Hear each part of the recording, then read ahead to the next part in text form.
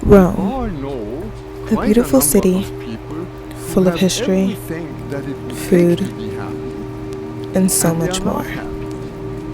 Here's how to see this gorgeous city in just 24 hours. And we all know people who have lots of misfortune and they are deeply happy. They radiate happiness. First stop, the Colosseum. The Colosseum is the biggest amphitheater in the world, measuring 189 meters long, 156 meters wide, and standing 50 meters tall.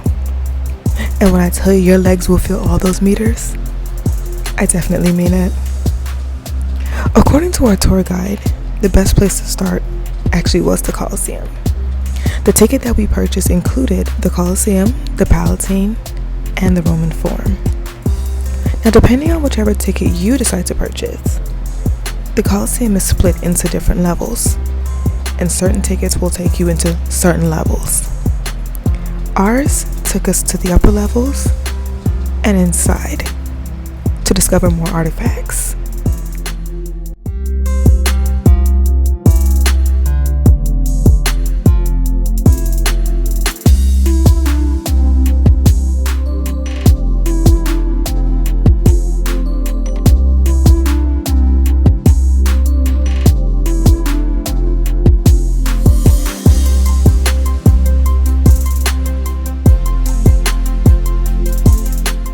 After a long 2 hours and our legs threatening to fall off, we decided, let's have a little lunch. Across from the Colosseum is this cute, adorable little restaurant called Cafe Martini, which, spoiler alert, has the best pizza I've ever had. You can't come to Rome and not have pizza and wine. This 2017 Shiraz was the perfect blend of dry and sweet.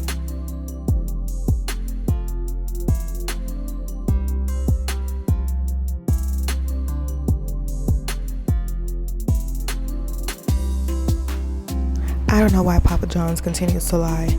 Better ingredients, better pizza? No, ma'am.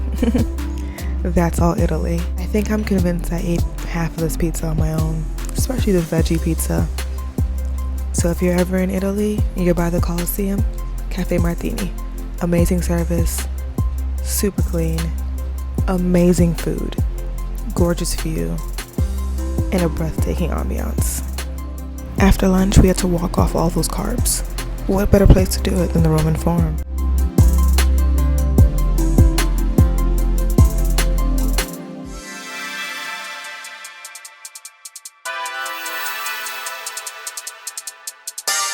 Inside, we lit a candle for one of the most amazing uncles I think I've ever had.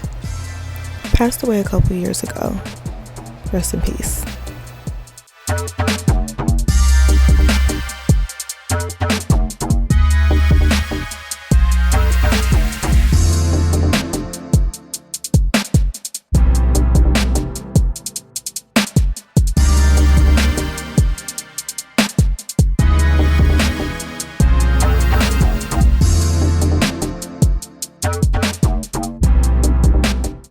Upon leaving the Basilica, we actually went into the Roman Forum.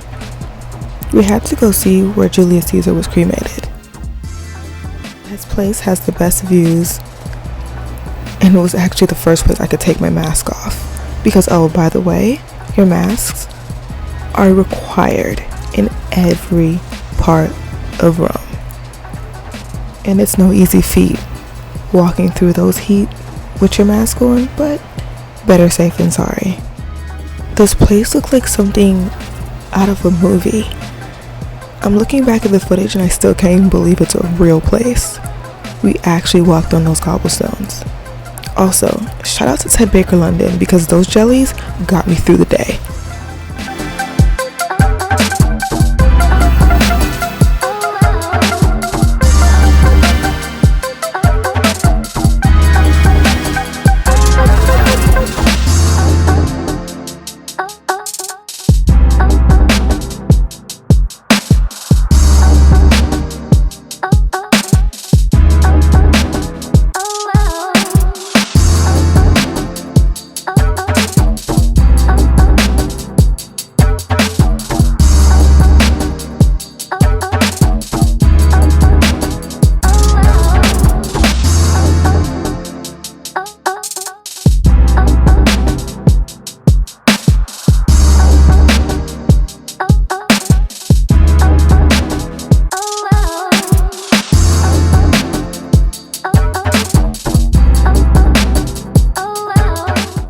what a better way to end our day.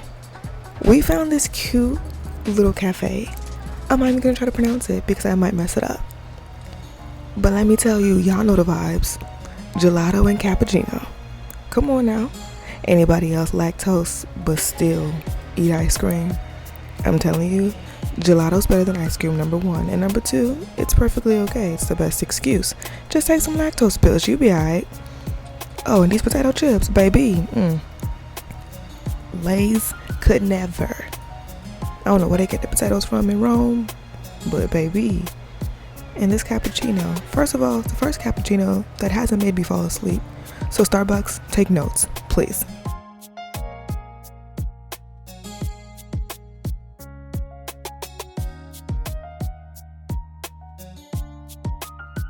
Took a sip and was immediately in heaven. And just like that, that's Rome in 24 hours. The Colosseum, the Palatine, the Roman Forum, cappuccino, gelato. What better can I ask for? Got on my flight, headed back home. See y'all next time.